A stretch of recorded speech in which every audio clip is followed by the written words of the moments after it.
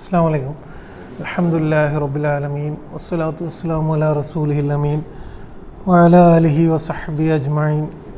റബ്ബി ഇശ്റഹ് ലി സദ്രി വയസ്സിർ ലി അംരി വഹ്ലുൽ ഉഖ്ദതം മിൻ ലിസാനി യഫ്ഖഹു ഖൗലി.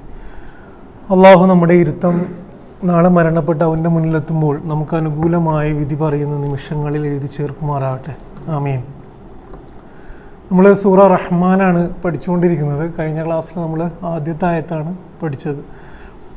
അതിൻ്റെ വിഷയം നമ്മൾ മനസ്സിലുണ്ടാവും. റഹ്മാൻ എന്നതും റഹ്മത്ത് എന്താണ് എന്നാണ് നമ്മൾ പഠിച്ചത്. അപ്പോൾ ഇനി തുടർന്നുള്ള ആയത്തുകളൊക്കെ റഹ്മാനെ വിശദീകരിക്കുന്ന ആയത്തുകളാണ്. ഇൻഷാ അല്ലാഹ് നമുക്ക് ആയത്തിലേക്ക് കടന്നിട്ട് പിന്നെ അതിൻ്റെ വിശദീകരണത്തിലേക്ക് പോവാം. രണ്ടാമത്തെ ആയത്ത് അല്ലമൽ ഖുർആൻ. അല്ലമ എന്ന് പറഞ്ഞാൽ ഇൽമ് എന്ന് പറഞ്ഞാൽ അറിവാണ്. പിന്നെ അല്ലമ എന്ന് പറഞ്ഞാൽ പഠിപ്പിച്ചു എന്നാണ് നമ്മൾ സാധാരണ പറയുക. അറിവ് കൊടുത്തു എന്നാണ് അതിൻ്റെ നേർക്ക് നേരെ എടുത്താൽ. അല്ലമൽ ഖുർആൻ, ഖുർആൻ പഠിപ്പിച്ചു. അപ്പോൾ റഹ്മാൻ അല്ലമൽ ഖുർആൻ. അപ്പോൾ റഹ്മാൻ്റെ ആദ്യത്തെ ക്വാളിറ്റി ആയിട്ട് പറയുന്നത്, സവിശേഷതയായിട്ട് പറയുന്നത് നമ്മളെ എന്ത് ചെയ്തു? ഖുർആൻ പഠിപ്പിച്ചു എന്നുള്ളതാണ്. ഖലഖൽ ഇൻസാൻ. ഖലഖ എന്ന് പറഞ്ഞു കഴിഞ്ഞാൽ സൃഷ്ടിച്ചു. അൽ ഇൻസാൻ മനുഷ്യനെ സൃഷ്ടിച്ചു. അല്ലമഹുൽ ബയാൻ. അല്ലമഹു ആ മനുഷ്യനെ എന്ത് ചെയ്തു? അൽ ബയാൻ പഠിപ്പിച്ചു. ഈ ബയാൻ എന്ന് പറഞ്ഞു കഴിഞ്ഞാൽ സംസാരം എന്നാണ് നമ്മളെ ഇതിലുണ്ടാവുക. പിന്നെ സാധാരണ തഫ്സീറിൽ സംസാരം എന്നാണ് ഉണ്ടാവുക. പക്ഷെ ബയാൻ എന്ന് പറയുന്നത്, പിന്നെ ബൈൻ എന്ന് പറയുന്നത് വേർതിരിക്കുന്നതിന് പറയുന്നതാണ്. രണ്ട് കാര്യങ്ങളെ പിന്നെ സെപ്പറേറ്റ് ചെയ്യുന്നതിനാണ് ബയ്യിന എന്ന് നമ്മൾ കേട്ടിട്ടുണ്ടാവും. ബയ്യിന എന്ന് പറഞ്ഞാൽ തെളിവാണ്. എന്തുകൊണ്ടാണ് ബയ്യിന തെളിവാകുന്നതെന്ന് വെച്ച് കഴിഞ്ഞാൽ രണ്ട് കാര്യങ്ങളെ, സത്യത്തെയും അസത്യത്തെയും വേർതിരിക്കുന്നതാണ് ബയ്യിന. അപ്പോൾ ബയാൻ എന്ന് പറഞ്ഞാൽ ശരിക്കും സംസാരമാണ്. പക്ഷേ പിന്നെ വ്യക്തമാക്കാൻ വേണ്ടി പറയുന്നതിനാണ് ബയാൻ എന്ന് പറയുക. പിന്നെ രണ്ട് കാര്യങ്ങളെ അല്ലെങ്കിൽ ഒരു കാര്യം കൃത്യപ്പെടുത്താൻ വേണ്ടിയിട്ട് പറയുന്നതിനാണ്. ഐഡിയാസ്, അത് സംസാരം തന്നെ ആയിക്കൊള്ളണമെന്നില്ല. എന്ത് തരം എക്സ്പ്രഷൻ ഓഫ് ഐഡിയാസ്, കൃത്യമായിട്ട് രണ്ട് കാര്യങ്ങളെ ഇതാക്കാൻ വേണ്ടിയിട്ടുള്ള എല്ലാം എന്താണ്? ഒരു തരത്തിൽ ബയാനാണ്. അപ്പോൾ ഈ ആയത്തുകളുടെ പിന്നെ ഒരു സമ്മറി എന്താണെന്ന് വെച്ച് കഴിഞ്ഞാൽ അള്ളാഹുവിൻ്റെ റഹ്മത്തിൻ്റെ രണ്ട് ഉദാഹരണങ്ങളാണ്. ഒന്ന് ഖുർആൻ പഠിപ്പിച്ചു എന്നുള്ളതാണ്, രണ്ട് ബയാൻ പഠിപ്പിച്ചു എന്നുള്ളതാണ്. അപ്പോൾ ഇതിൽ ഞാൻ കഴിഞ്ഞ ക്ലാസ്സിൽ നമ്മൾ റഹ്മത്തിനെ കുറിച്ച് പഠിച്ചപ്പോൾ ഞാൻ പറഞ്ഞിരുന്നു, നമ്മൾ സൂറ റഹ്മാനിൽ നമ്മൾ സാധാരണ റഹ്മത്തിനെ കുറിച്ച് പ്രതീക്ഷിക്കുന്ന കാര്യങ്ങളല്ല പിന്നെ അള്ളാഹു പറഞ്ഞു തുടങ്ങുന്നത്. ഇപ്പം നമ്മൾ കാരുണ്യത്തെക്കുറിച്ച് ആലോചിക്കുമ്പം പെട്ടെന്ന് ഖുർആൻ കാരുണ്യം എന്ന അർത്ഥത്തിൽ നമ്മൾ ചിലപ്പോൾ ബന്ധപ്പെടുത്താറില്ല. സംസാരം എന്ന വിഷയത്തെ നമ്മൾ അധികവും കാരുണ്യം എന്ന വിഷയവുമായിട്ട് ബന്ധപ്പെടുത്താറില്ല. അപ്പം പിന്നെ ഇതിൽ ഈ ആയത്തിൽ രണ്ട് തെറ്റിദ്ധാരണകൾ, നമ്മുടെ രണ്ട് തെറ്റിദ്ധാരണകൾ അള്ളാഹു പൊളിക്കുന്നുണ്ട്. പൊളിക്കുന്നതെന്ന് പ്രയോഗത്തിൻ്റെ എന്തുകൊണ്ടാണ് പൊളിക്കുന്നതെന്ന് പറയാൻ കാരണം, ഈ കുറേ ധാരണകൾ ഇങ്ങനെ കുറേ കാലമായിട്ട് ഫോം ചെയ്തതുകൊണ്ടാണ് പൊളിക്കുന്നതെന്ന് പറയുന്നത്. സാധാരണ അള്ളാഹു ഒരു കാര്യം പറയാണ്, വളരെ കൃത്യമായിട്ട് ഇസ്ലാമിൻ്റെ ഒരു ബേസ് നമുക്ക് പഠിപ്പിക്കുകയാണ്. ഒന്നാമത്തെ തെറ്റിദ്ധാരണ റഹ്മത്തിനെ കുറിച്ചാണ്. അപ്പം ഞാനത് പറഞ്ഞു. രണ്ടാമത് അറിവും മതവും തമ്മിൽ ഉള്ള കുറേ തെറ്റിദ്ധാരണ ഉണ്ട്. ഇത് എല്ലാ കാലത്തും ഉണ്ടായിരുന്ന തെറ്റിദ്ധാരണ അല്ല, നമുക്ക് ഏതായാലും ഉണ്ട്. എന്ന് വെച്ച് കഴിഞ്ഞാൽ കുറേ കാലമായിട്ട് ഫോം ചെയ്ത, നമ്മൾ ജീവിക്കുന്ന ഒരു കാലഘട്ടത്തിൽ യഥാർത്ഥത്തിൽ എന്തുണ്ട്? അറിവും മതവുമായിട്ടുള്ള ഒരു ഇതുണ്ട്. റഹ്മത്തിനെ കുറിച്ചുള്ള തെറ്റിദ്ധാരണ എന്താണെന്ന് വെച്ച് കഴിഞ്ഞാൽ, നമ്മൾ പലപ്പോഴും ഇവിടെ രണ്ട് വിഷയവും അറിവുമായി ബന്ധപ്പെട്ടാണ്. ഖുർആനും അറിവുമായി ബന്ധപ്പെട്ടാണ്, ബയാനും അറിവ് വിനിമയം നടത്തുന്നതാണ്, കമ്മ്യൂണിക്കേറ്റ് ചെയ്യുന്നൊരു ഇതാണ്. അറിവിനെ നമ്മൾ പിന്നെ അറിവിൻ്റെ കുറവിനെ നമ്മൾ മതപരമായിട്ട് പരിഗണിക്കാറില്ല. അറിവിൻ്റെ കുറവിനെ നമുക്ക് ഇപ്പോൾ കുട്ടി സ്കൂളിൽ പോയിട്ടില്ലെങ്കിലൊക്കെ നമുക്ക് വലിയ പ്രശ്നമായിരിക്കും. പക്ഷെ കുട്ടി സ്കൂളിൽ പോകാത്തതോ നമ്മൾ പഠിക്കാത്തതോ നമ്മൾ പുതിയ അറിവ് നേടാത്തതോ ഫർള്, ഹറാം, ഹലാല്, മതപരമായിട്ടുള്ള സ്വർഗം നേടുന്ന ഇതുമായിട്ട് നമ്മൾ എന്ത് ചെയ്യാറില്ല? ബന്ധപ്പെടുത്താറില്ല. ഖുർആനിൽ നിങ്ങൾ നോക്കിക്കഴിഞ്ഞാൽ ഇത് ആദ്യം മുതൽ തന്നെ അള്ളാഹു എന്ത് ചെയ്യുന്നുണ്ട്? 1-ാം ക്ലാസ് മുതൽ തന്നെ ഈ സാധനം പൊളിച്ചിട്ടാണ് പോകുന്നത്. അറിവിന് ഖുർആനിൽ ഒരു മുസ്ലിമിൻ്റെ ജീവിതത്തിൽ ആദ്യത്തെ ദിവസം മുതലുള്ള ബന്ധത്തെക്കുറിച്ച് അറിവില്ലാതെ നമുക്ക് ഇസ്ലാമിൻ്റെ ഒന്നും മനസ്സിലാവുകയില്ല. രണ്ടാമത്, ഈ അറിവിനെ റഹ്മത്ത് വേണ്ട വിഷയമായിട്ട് നമ്മൾ ചിന്തിക്കാറില്ല. എന്ന് വെച്ചാൽ നമ്മൾ ഇതുവരെ, എനിക്കറിയില്ല, നമ്മൾ 10-40 വർഷം 35 വർഷമൊക്കെ ജീവിച്ച ആൾക്കാരായിരിക്കും. നമ്മൾ ഇതുവരെ എനിക്ക് അറിവ് തരണേ നിന്റെ റഹ്മത്ത് കൊണ്ട് എന്ന് നമ്മൾ പ്രാർത്ഥിച്ചിട്ടുണ്ടോ എന്ന് ആലോചിച്ച് കഴിഞ്ഞാൽ നമ്മൾ ഒരിക്കലും അറിവിൻ്റെ കുറവിനെ റഹ്മത്തുമായി ബന്ധപ്പെടുത്താറില്ല എന്നുള്ളത് നമ്മൾ ആലോചിച്ചാൽ നമുക്ക് മനസ്സിലാവും. അറിവും മതവും തമ്മിൽ പിന്നെ നിങ്ങൾ ആലോചിച്ച് കഴിഞ്ഞാൽ വളരെ പ്ലെയിനായിട്ട് വെറുതെ സോഷ്യൽ മീഡിയ എടുത്ത് നോക്കിയാലോ ആരോടെങ്കിലും സംസാരിച്ചു കഴിഞ്ഞാൽ മതത്തിനെ പൊതുവിൽ പുറത്തു നിന്നും ഒരു പരിധി വരെ ഉള്ളിൽ നിന്നും മനസ്സിലാക്കുന്ന ഇത് മതം എന്ന് പറയുന്നത് കുറേ അന്ധമായി പിൻപറ്റുന്ന, അതായത് കുറേ ആൾക്കാർ ചെയ്യുന്നു, അവരെ പിൻപറ്റിയിട്ട് കുറേ ആൾക്കാർ ഇപ്പോൾ ഹിജാബ് ധരിക്കുന്നു.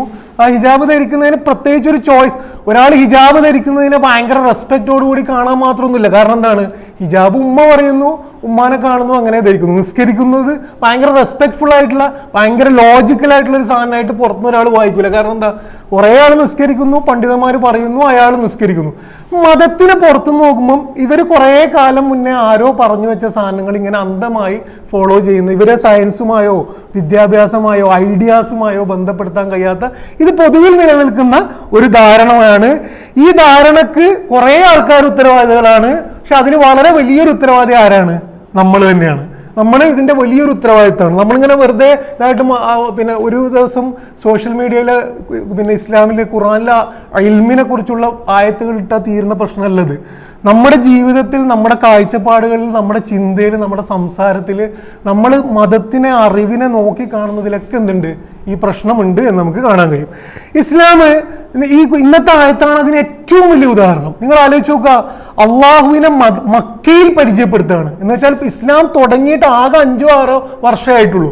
അവിടെ പരിചയപ്പെടുത്തുന്ന എന്ന് പറഞ്ഞാൽ ആരെ പരിചയപ്പെടുത്തുന്ന, മരുഭൂമിയിലെ കുറേ മനുഷ്യന്മാർക്ക്, വലിയ പുറം ലോകവുമായിട്ട് ബന്ധമില്ലാത്ത, സോഷ്യൽ മീഡിയ ഒന്നും ഇല്ലാത്ത, ഭയങ്കര ടെക്നോളജിക്കൽ അഡ്വാൻസ് ഒന്നും ഇല്ലാത്ത വളരെ സാധാരണക്കാരായ അറബികൾ മരുഭൂമിയിലുള്ള, അവർക്കൊരു മതത്തിനെ പരിചയപ്പെടുത്തുമ്പം ആദ്യം തന്നെ പരിചയപ്പെടുന്ന വിഷയങ്ങളിൽ വളരെ പ്രധാനപ്പെട്ട വിഷയം എന്താണ്? അറിവാണ്, ബയാൻ, സംസാരമാണ്, ഖുർആനാണ്. ഇങ്ങനെ ധാരാളം അല്ലമ എന്നുള്ളതാണ്, പഠിപ്പിക്കലാണ്. അപ്പം ഇസ്ലാമിൻ്റെ വളരെ പ്രധാനപ്പെട്ട പിന്നെ വിഷയങ്ങളിൽ ഒന്നാണ് അറിവ് എന്നുള്ളതിന് നിങ്ങൾക്ക് വെറുതെ ഖുർആൻ എടുത്ത് വായിച്ചാൽ തന്നെ ഇതാവും. നമുക്ക് തരുന്ന പാഠം എന്ന് പറയുന്നത് ഇസ്ലാം അറിവിനെ മതത്തിൻ്റെ അടിസ്ഥാനമായി കാണുന്നു എന്നുള്ളത് നമുക്ക് ക്ലിയർ ആണ്. അറിവില്ലാതെ ഇസ്ലാമിൻ്റെ അറിവില്ലാതെ നിങ്ങൾക്ക് അള്ളാനെ കണ്ടെത്താൻ കഴിയില്ല. നമ്മൾ കണ്ടെത്തി എന്നൊക്കെ പറയുന്നത് വെറുതെയാണ്. അറിവില്ലാതെ നമ്മൾ ഒരു സ്വയം അന്വേഷണം നടത്താതെ നമുക്ക് ഒരിക്കലും ജീവിതത്തിൽ ആരെ കണ്ടെത്താൻ കഴിയില്ല? അള്ളാനെ കണ്ടെത്താൻ കഴിയില്ല. ഇസ്ലാം നിങ്ങൾ നോക്കി നോക്കുക. ഇനി വെറുതെ ഒന്ന് ഇത് പിന്നെ എവിടുന്നാണ് നമുക്ക് ഈ തെറ്റിദ്ധാരണ വന്നതെന്ന് നമുക്ക് അത്ഭുതം തോന്നിപ്പോകും. നിങ്ങൾ നോക്കി നോക്കുക, ആദ്യത്തെ വഹി ഏതാണ്? ഇതൊക്കെ നമ്മൾ സ്ഥിരമായിട്ട് പ്രസംഗങ്ങളിൽ പറയുന്ന കാര്യമാണ്, പക്ഷെ നമുക്കിത് ക്ലാരിറ്റി വരാത്ത ആദ്യത്തെ വഹി ഇഖ്റ എന്നാണ്. ഇഖ്റ ബിസ്മി റബ്ബിക്കല്ലദീ ഖലഖ്, വായനയാണ്. എന്നിട്ട് എന്താ പറയുന്നത്? ഖലഖൽ ഇൻസാന മിൻ അലഖ് ഇഖ്റ വ റബ്ബുക്കൽ അക്റം അല്ലദീ അല്ലമ ബിൽ ഖലം.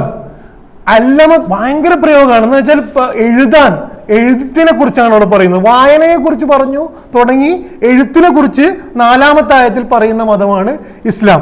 സൂറ കലം എന്ന് പറഞ്ഞു കഴിഞ്ഞാൽ ഇതേപോലെ ഇസ്ലാമിന്റെ തുടക്കത്തിൽ ഇറങ്ങിയ സൂറത്തുകളിൽ ഒന്നാണ്.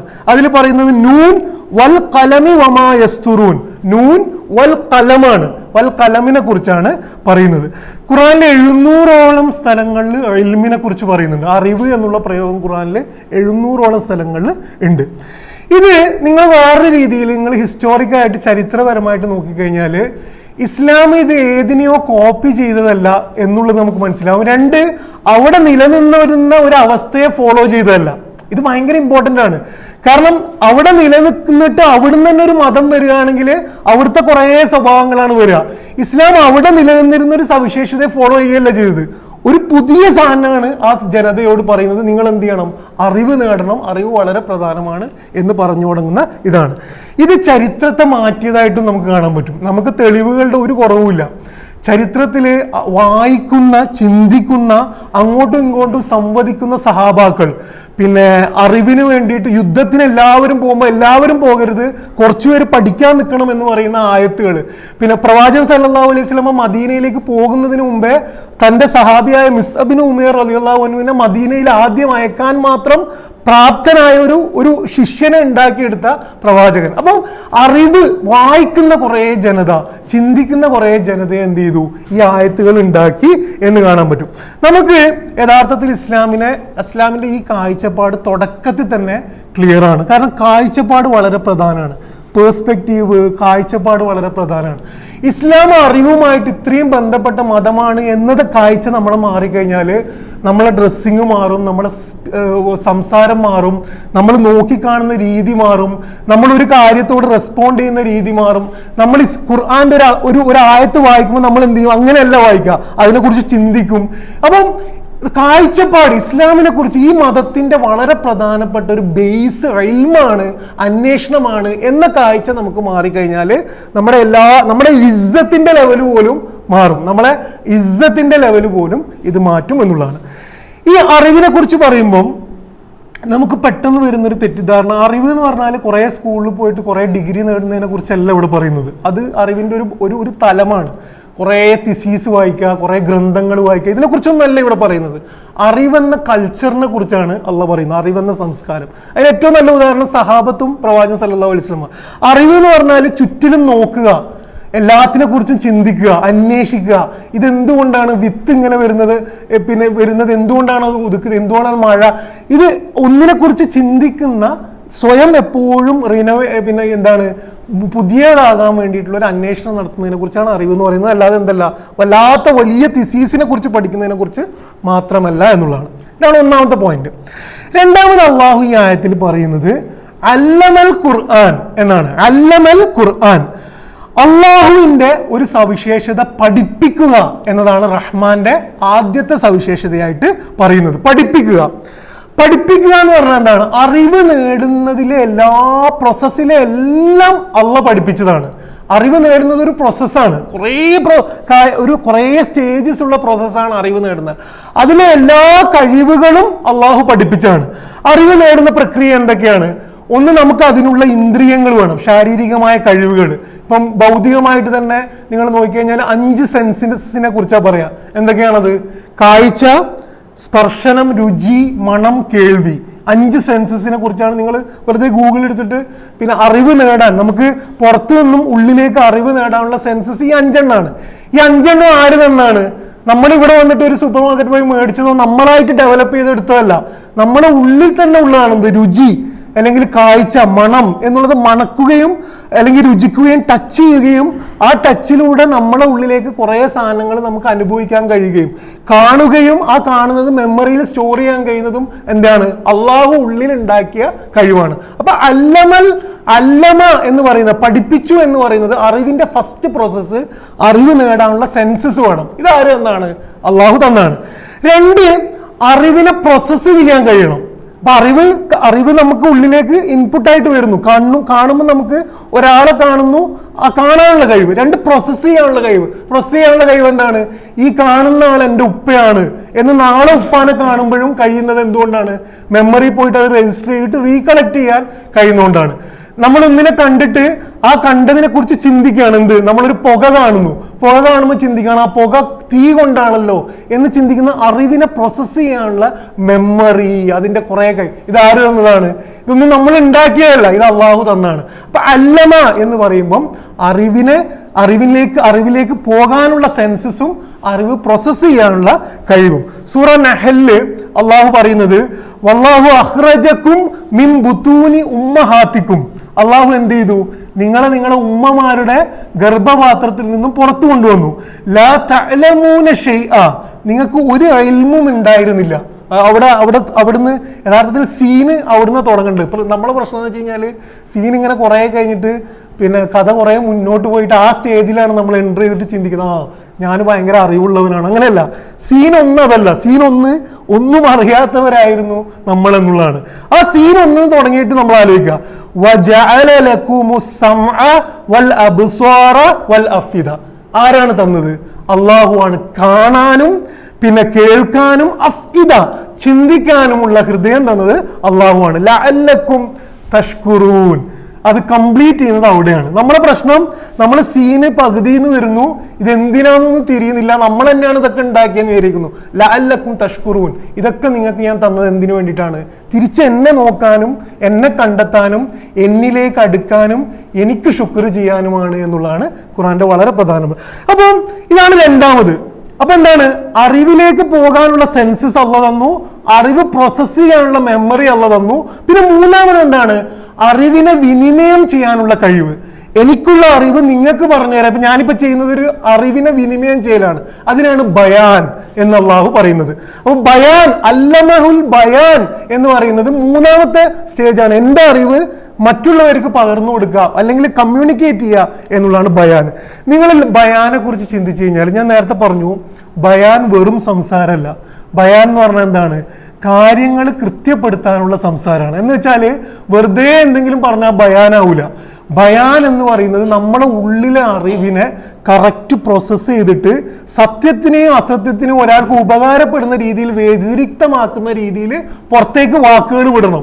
ഇത് സിമ്പിൾ പ്രക്രിയയല്ല, അങ്ങനെ വെറുതെ ചെയ്യാൻ കഴിയില്ല. ഇപ്പൊ ഉദാഹരണത്തിന് ഇന്ത്യയിൽ ഇപ്പോൾ ഒരു തീവ്രവാദ ആക്രമണം നടന്നു.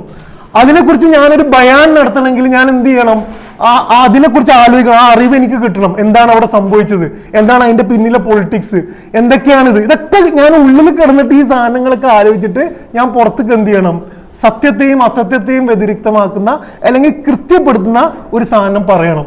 ഇത് ഭയങ്കര കോംപ്ലക്സ് ആയിട്ടുള്ള ഒരു പ്രോസസ്സാണ്. ഇത് നമുക്ക് മനസ്സിലായ എപ്പോഴാന്ന് വെച്ച് കഴിഞ്ഞാൽ, നിങ്ങൾ ഈ മെമ്മറിയൊക്കെ പോയ ആൾക്കാർ, നമ്മളെ വീട്ടിലൊക്കെ വയസ്സായ ആൾക്കാർ ഉണ്ടാവും.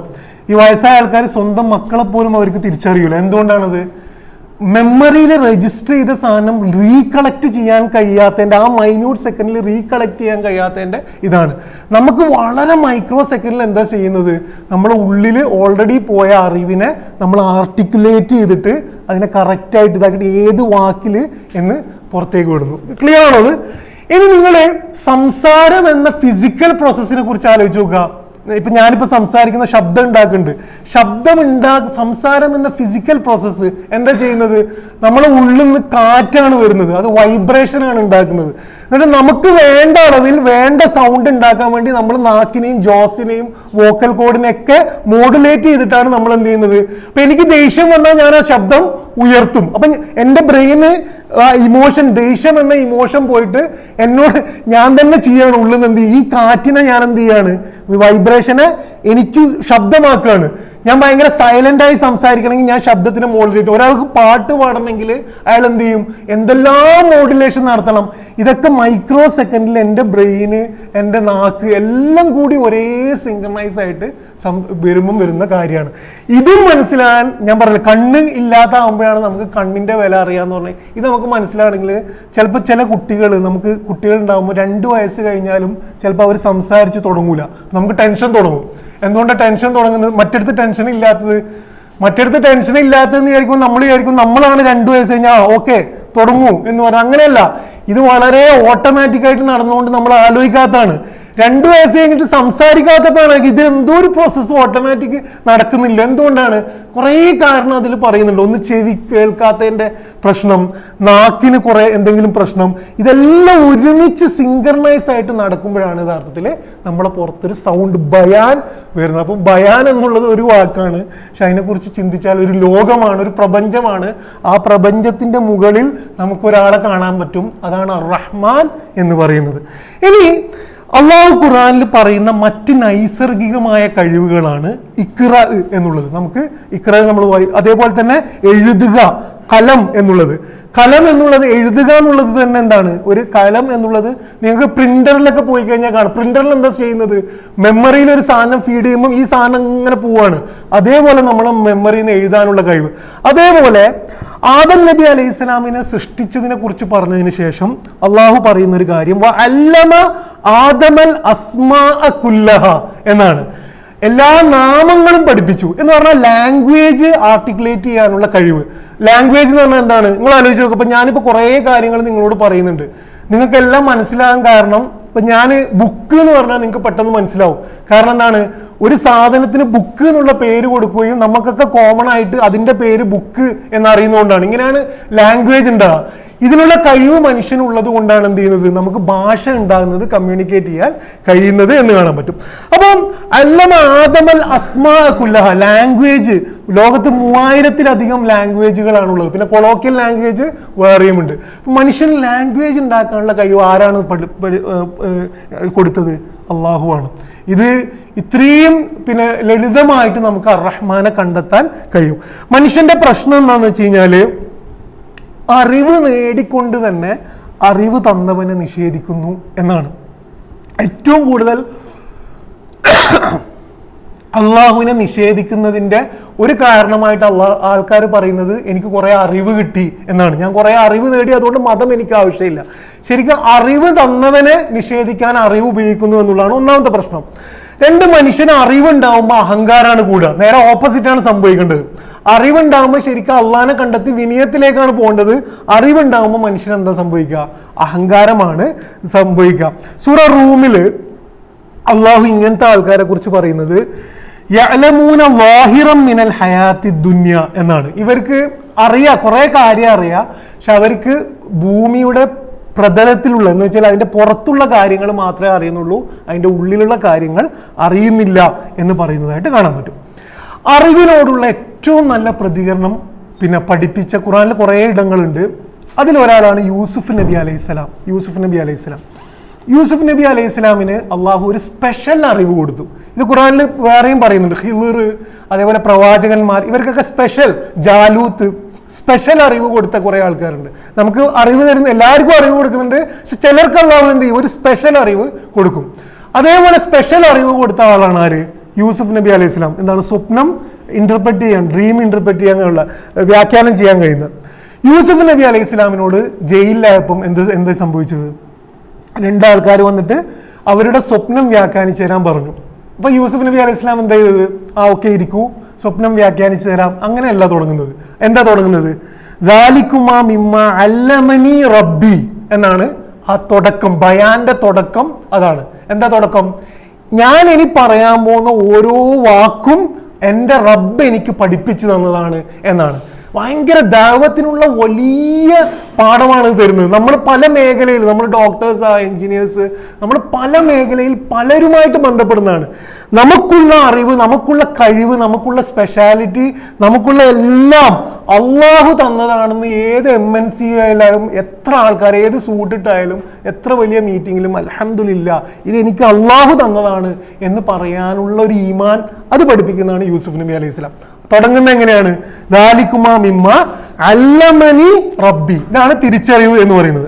ഇനി നമ്മൾ ആയത്തിലേക്ക് തിരിച്ചു വന്നാൽ, അപ്പം രണ്ട് വിഷയം പറഞ്ഞു. ഒന്ന് ഇൽമും മതവും തമ്മിലുള്ള ഞാൻ പറഞ്ഞു.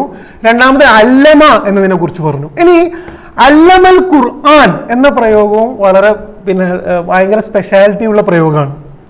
ശരിക്ക് ഖുർആൻ അവതരിച്ചു എന്നതിന് തൻസീൽ, എന്താണ്, അൻസല എന്നാണ് പറയുക. ഇവിടെ ഖുർആൻ അവതരിച്ചതിനെ കുറിച്ചല്ല പറയുന്നത്, ഖുർആൻ പഠിപ്പിച്ചതിനെ കുറിച്ചാണ് പറയുന്നത്. അപ്പൊ രണ്ടാമത്തത് വേറൊരു പ്രക്രിയയാണ്, വേറൊരു പ്രോസസ്സാണ്. എന്ന് പറഞ്ഞാൽ എന്താണ് അള്ളാഹു പറയുന്നത്? പഠിപ്പിക്കുക എന്ന് പറഞ്ഞാൽ എന്താണ്? പഠിപ്പിക്കുക എന്ന് പറഞ്ഞു കഴിഞ്ഞാൽ വിശദീകരിക്കണം. ആ പഠിതാവിന്റെ ഇന്റലക്റ്റിനെ കൂടെ ഉപയോഗിച്ചുകൊണ്ട് അവനെ എന്ത് ചെയ്യണം? അവനെ കുറച്ചും അവന്റെ കൂടെ ബുദ്ധിയെ ഉപയോഗിച്ചുകൊണ്ട് അവനെ പഠിപ്പിച്ചെടുത്ത് കൊണ്ടുവരണം. അപ്പൊ അള്ളാഹു നമുക്ക് ഖുർആൻ ഇറക്കി തരിക മാത്രമല്ല ചെയ്യുന്നത്, അള്ളാഹു ജീവിതത്തിലുടനീളം നമ്മളെ കൂടെ നിന്ന് അതിനെ പഠിപ്പിക്കുക കൂടെ ചെയ്യുന്നുണ്ട് എന്ന് ഖുർആനിൽ പലയിടങ്ങളിലായിട്ട് നമുക്ക് കാണാൻ പറ്റും. ഒന്നാമത് സൂറ ഖിയാമയിൽ 18ഉം 19 ആയത്, ഇത് പ്രവാചകൻ സല്ലല്ലാഹു അലൈഹി വസല്ലമയോട് പറയുന്നതാണ്. പക്ഷെ ഈ ആയത്തുകൾ വളരെ അത്രയും ചേർത്ത് പിടിച്ചുകൊണ്ട് പ്രവാചകനെ സ്നേഹം കൊണ്ട് പറയുന്ന ആയത്തുകളാണ്. ഫഇദാ ഖറഅനാഹു ഫത്തബിഅ ഖുർആന, നിനക്ക് ഖുർആൻ ഓതപ്പെടുമ്പോൾ നീ എന്ത് ചെയ്യുക? ഫത്തബിഅ, അതിനെന്ത് ചെയ്യുക? പിന്തുടരുക.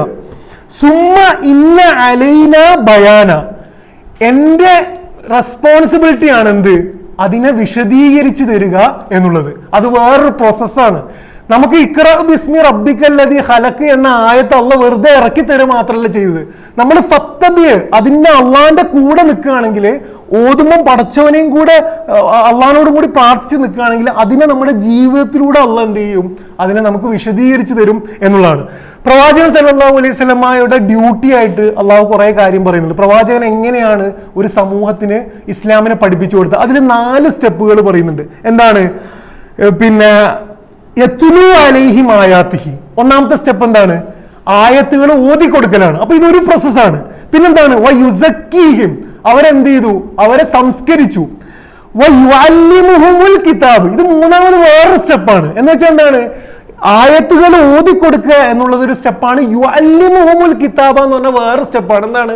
ആ ഓതിക്കൊടുത്തതിനെ പഠിപ്പിക്കുക എന്ന സ്റ്റെപ്പ് പ്രവാചകൻ സല്ലല്ലാഹു അലൈഹി വസല്ലമ ചെയ്യുന്നുണ്ട്. ഇതിനെ സുന്ദരമായി മനസ്സിലാക്കാൻ സൂറ ഹജ്ജിൽ 5-ാമത്തെ ആയത്തില് നമ്മുടെ സൃഷ്ടിപ്പിനെ കുറിച്ച് അള്ളാഹ് പറയുന്നുണ്ട്. ഫഇദാ ഖലഖ്നാകും മിൻ തുറാബ് ഫഇന്നാ ഖലഖ്നാകും മിൻ തുറാബിൻ സുമ്മ മിൻ നുത്ഫത്തിൻ എന്ന് പറഞ്ഞാല് നാമാണ് നിങ്ങളുടെ മണ്ണിൽ നിന്നും ബീജത്തിൽ നിന്നും ഭ്രൂണത്തിൽ നിന്നും അനന്തരം രൂപം നൽകപ്പെട്ടും എന്നിട്ട് പറഞ്ഞതിന് ശേഷം മിൻ മുഖാത്തിൻ മുഖല്ലക്കത്തിൻ വൈറ മുഖല്ലക്കത്തിൻ എന്ന് പറഞ്ഞതിന് ശേഷം ലിനുബയ്യിന ലക്കും എന്നാണ് അത് അവസാനിപ്പിക്കുന്നത്. ലിനുബയ്യിന ലക്കും എന്ന് പറഞ്ഞാൽ നിങ്ങൾക്ക് കാര്യങ്ങൾ പഠിപ്പിച്ചു തരാൻ, വിശദീകരിച്ച് തരാൻ എന്ന് പറഞ്ഞാൽ എന്താണ്? നമ്മളെ ജസ്റ്റ് ഇങ്ങനെ പെട്ടെന്ന് ഒരാൾ ഉണ്ടാക്കി സൃഷ്ടിക്കല്ല അള്ളാഹ് ചെയ്യുന്നത്. നമ്മളെ ഓരോ സ്റ്റേജ് ബൈ സ്റ്റേജായി സൃഷ്ടിച്ചത് അള്ളാഹു നമുക്ക് കാര്യങ്ങൾ വിശദീകരിച്ച് തരാനാണ്. എന്ന് പറഞ്ഞാൽ അത് നോക്കുമ്പം കുറെ കൂടെ റബ്ബിനെയും ആ വിഷയവും മനസ്സിലാക്കാൻ കഴിയും എന്നുള്ളതാണ്. സൂറ ഹദീദില് 17-ാമത്തെ ആയത്തില് 16-ാമത്തെ ആയത്തില് സൂറ ഹദീദിൽ പറയുന്നത് നമ്മുടെ മനസ്സ് കടുത്തു പോകരുത് എന്നാണ്. നമ്മുടെ മനസ്സ് കടുത്തു പോകരുത്, നിങ്ങൾ ദിക്ർ ചെല്ലണം. എന്നിട്ട് അത് പറയാണ്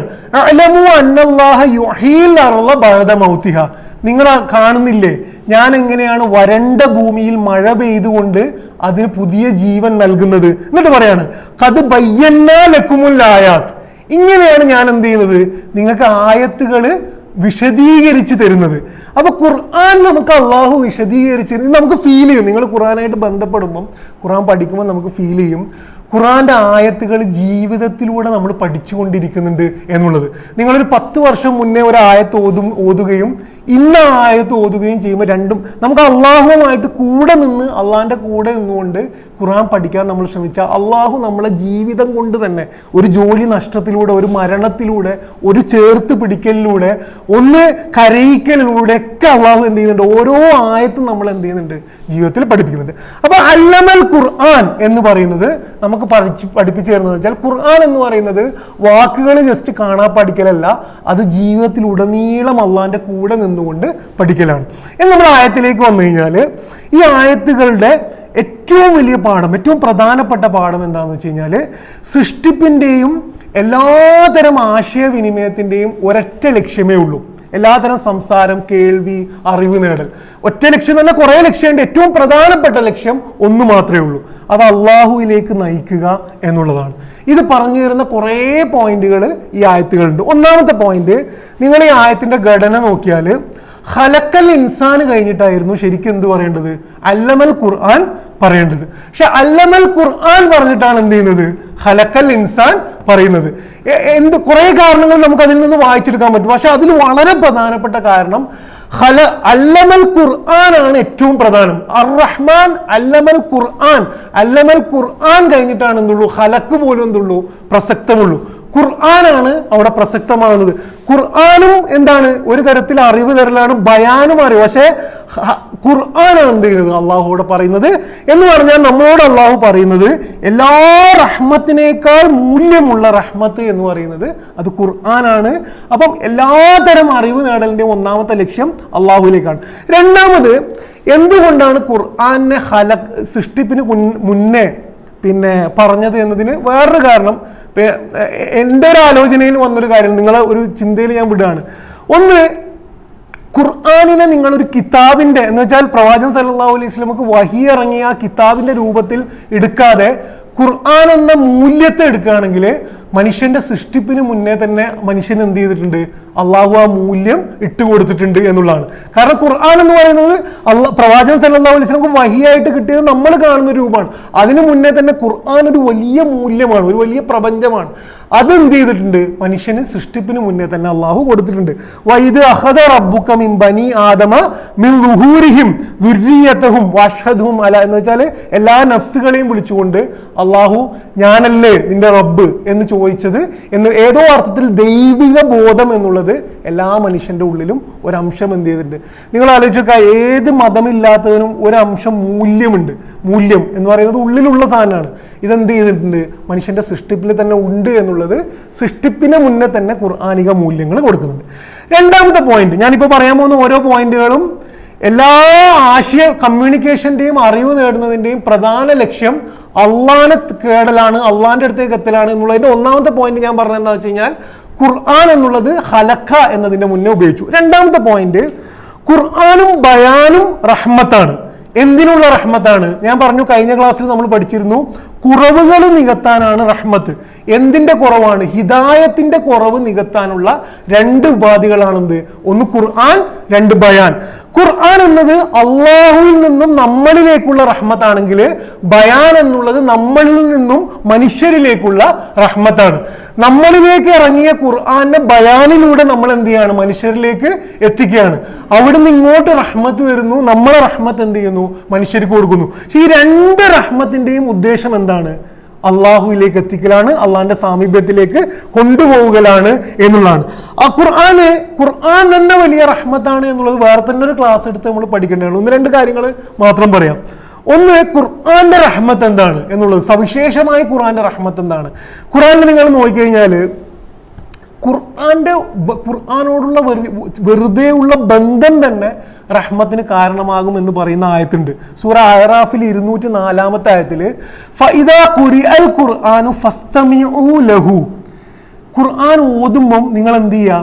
അത് കേൾക്കുക.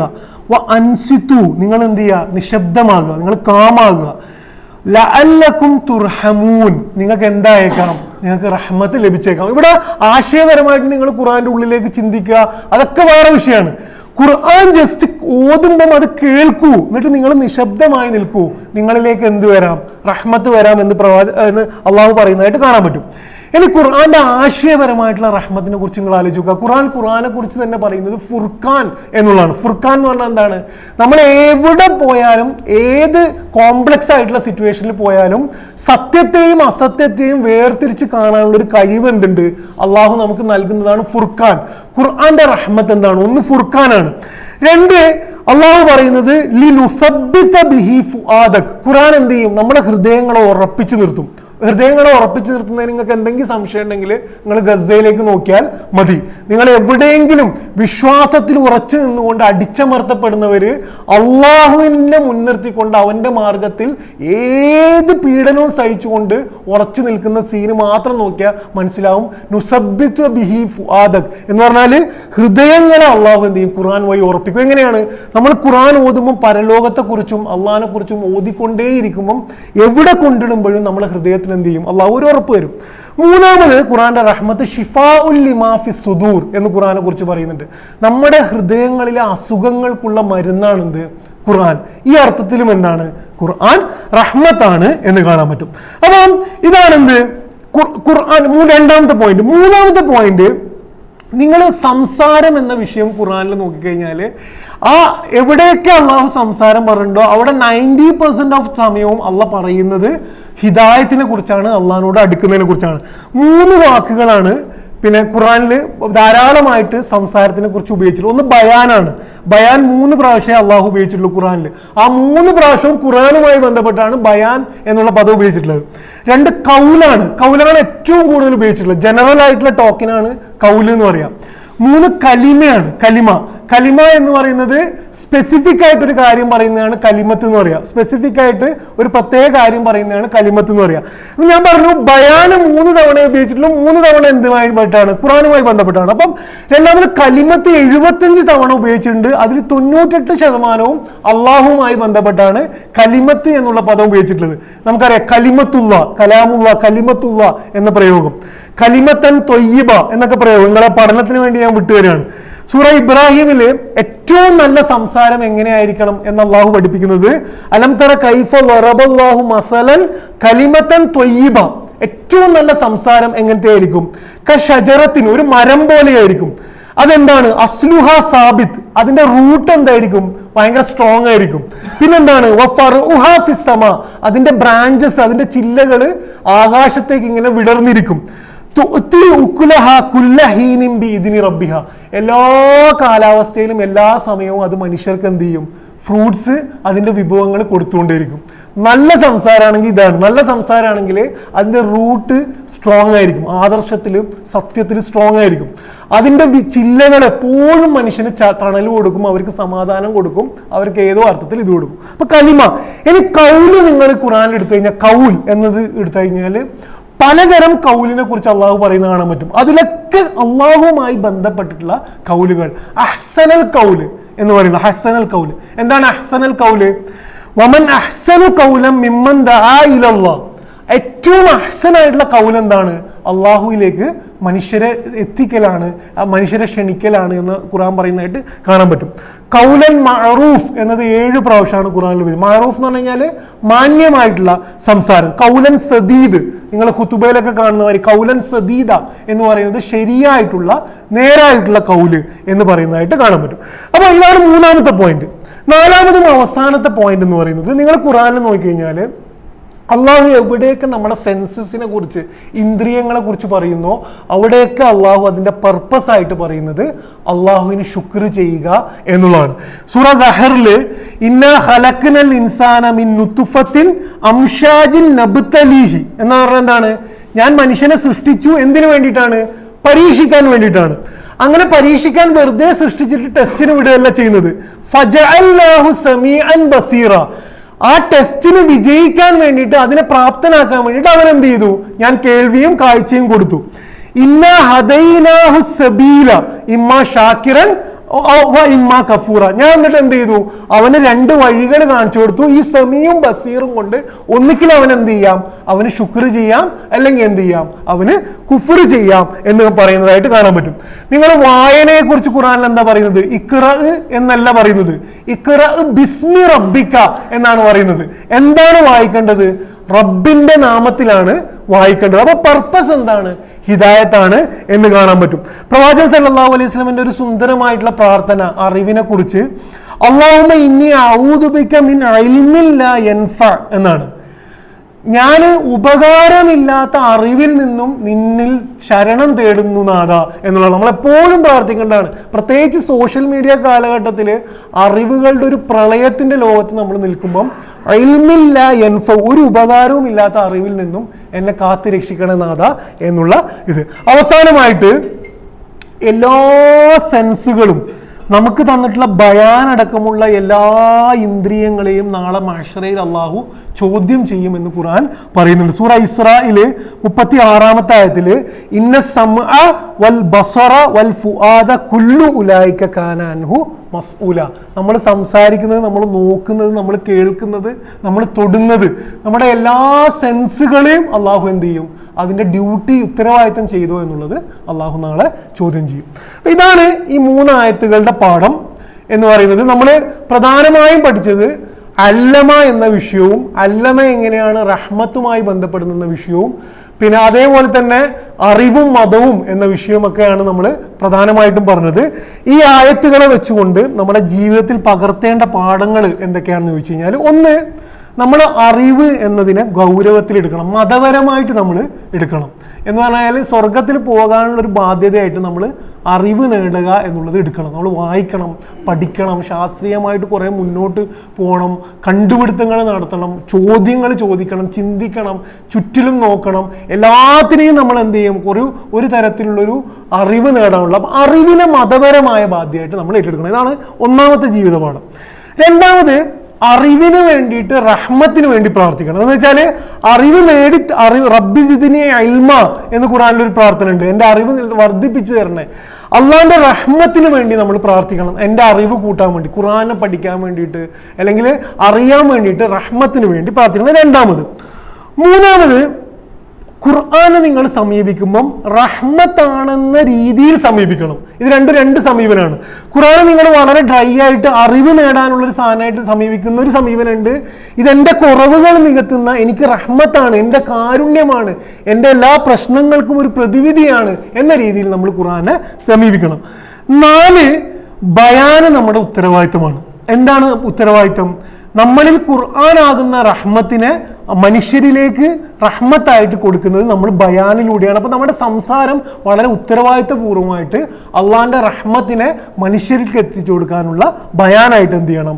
നമ്മൾ ഇതാക്കണം. ഏറ്റവും അവസാനം നമ്മുടെ എല്ലാ ഇന്ദ്രിയങ്ങളെയും, യൂസുഫ് നബി അലൈഹി ഇസ്ലാമിൻ്റെ കഴിവിനെ, പിന്നെ ആ സംഭവത്തെക്കുറിച്ച് പറഞ്ഞതുപോലെ തന്നെ എല്ലാ അറിവുകളെയും, എല്ലാ പൊസിഷനുകളെയും, എല്ലാ സാധ്യതകളെയും എന്ത് ചെയ്യാൻ കഴിയണം?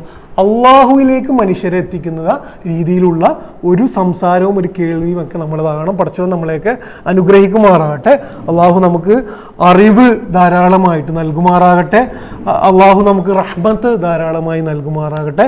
റബ്ബന തഖബ്ബൽ മിന്നാ ഇന്നക അന്ത സമീഉൽ അലീം വതുബ് അലൈനാ ഇന്നക അന്ത തവ്വാബുർ റഹീം. ആമീൻ ആമീൻ ബിറഹ്മതിക യാ അർഹമർ റഹീമീൻ. അസ്സലാമു അലൈക്കും.